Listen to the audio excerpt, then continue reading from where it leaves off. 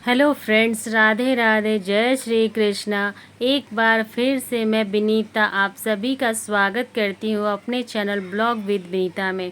आप सभी का बहुत बहुत धन्यवाद मुझे इतना प्यार देने के लिए, मेरे परिवार में शामिल होने के लिए।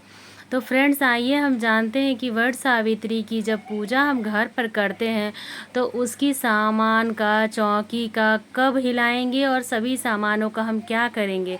तो आइए फ्रेंड्स, हम जानते हैं कि हमें क्या करना है। तो देखिए, जब दीपक ठंडा हो जाए तो आप सबसे पहले भोग प्रसाद ही उठाइए। दीपक पूरी तरह से ठंडा हो जाए उसके बाद आप दीपक हटा लीजिए और मांझ धोकर रख सकते हैं। फिर से हम इसे पूजा में यूज़ करेंगे।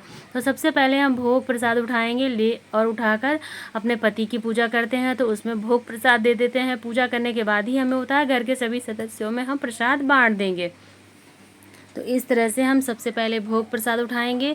जो जल है लोटे का वो हम पूजा करने के बाद सूरज देवता को अर्घ दे देंगे, या फिर आप किसी पौधे में सींच दीजिए, या फिर आप घर में मतलब जल छिड़क सकते हैं। इस तरह से आपको वो जल को रख लेना है। फिर जो सिंदूर का किया है उसे आप पूजा करने वाला है तो आप पूजा की जगह पर रख लें, या फिर आप अपने सिंदूरदानी में उसे रख लें।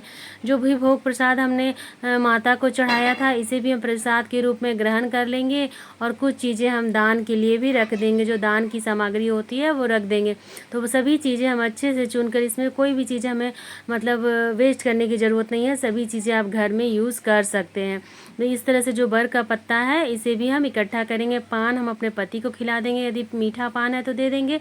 दक्षिणा हम पंडिताइन को दे देंगे, या फिर आप इसे अपने किसी भी बड़े को दे सकते हैं, जैसे सास है, जेठानी है, ननद है, जो भी हो आप उसे दे सकते हैं। सिंदूर और श्रृंगार की सामग्री में से कुछ सामान आप अपने लिए ज़रूर रखें, क्योंकि सुहाग की निशानी है तो ज़रूर रखें। रुमाल हम अपने पति की पूजा करेंगे तो उन्हें दे देंगे, क्योंकि उनके लिए ही चढ़ाया जाता है। कोई एक वस्त्र, यदि आप पैंट शर्ट का कपड़ा चढ़ाते हैं तो वो दे दीजिए। कोई भी एक चीज़ हमें अपने पति के लिए लेनी होती है तो वो हम उनके लिए दे देंगे।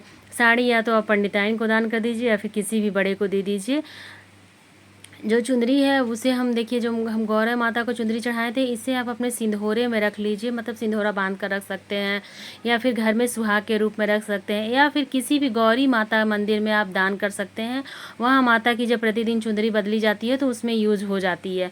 तो इस तरह से आपको ये सभी चीज़ें करनी है। आप चाहें तो अगले दिन उठा सकते हैं, या फिर उसी दिन शाम के समय, मतलब थोड़ा 2 घंटा जब हो जाए उसके बाद सभी चीज़ों को आप हटा सकते हैं। वैसे पूरा दिन रहने दे तो बहुत ही अच्छा है, अगले दिन ही आप सभी चीज़ों को हटाएं।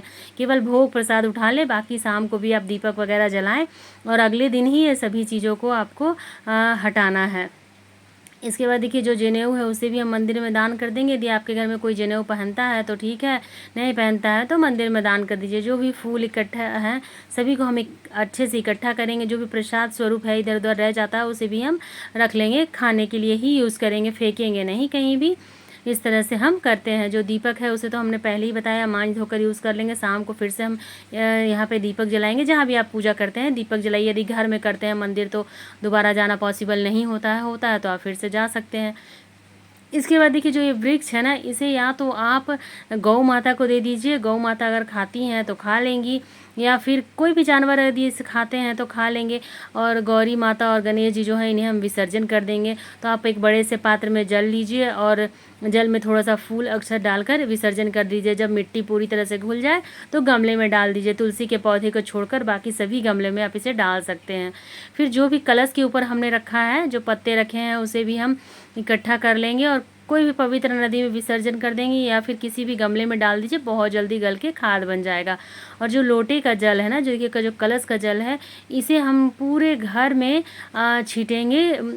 जल के स्वरूप यह शांति जल हो जाता है, तो इसे हम पूरे घर में छीटेंगे। और जो बचा हुआ जल है, यदि आप उसी दिन कलश की विसर्जन करते हैं तो आप इस जल को सूर्य नारायण को भी अर्पित कर सकते हैं। यदि अगले दिन करते हैं तो फिर आप किसी पौधे में सींच दीजिए, और इस कलश का भी हो सके तो दान कर दीजिए। नहीं तो इसमें अनाज भरकर अगले साल तक के लिए रख सकते हैं, बहुत ही शुभ होता है। तो आप इसमें पूरा ऊपर तक अनाज भर दीजिए। कोई भी अनाज भर के, कलश को कभी खाली नहीं रखना चाहिए। यदि आप मिट्टी का कलश करते हैं तो आपको खाली नहीं रखना है। इसमें ऊपर तक अनाज भर लीजिए, पानी को किसी पौधे में सींच लीजिए, और जो भी अनाज हम कलश के नीचे रखे थे, कलश में प्लेट में रखे थे, सभी को हम इकट्ठा कर लेंगे। और जब हम पारण करेंगे उससे पहले हमें दान की सामग्री निकालनी होती है छूने के लिए, उसी में ही मिलाकर इसे दान कर देंगे। यदि आप कोई दान नहीं कर सकते तो इसे छोटा पतला दारा बना दीजिए और चिड़ियों को खिला दीजिए। गौशाला में भी आप दान कर सकते हैं, या फिर इस तरह से घड़े के समेत ही आप दान कर दीजिए, तो बहुत ही अच्छा होता है। अन्न और जल का दान सर्वोत्तम दान माना जाता है।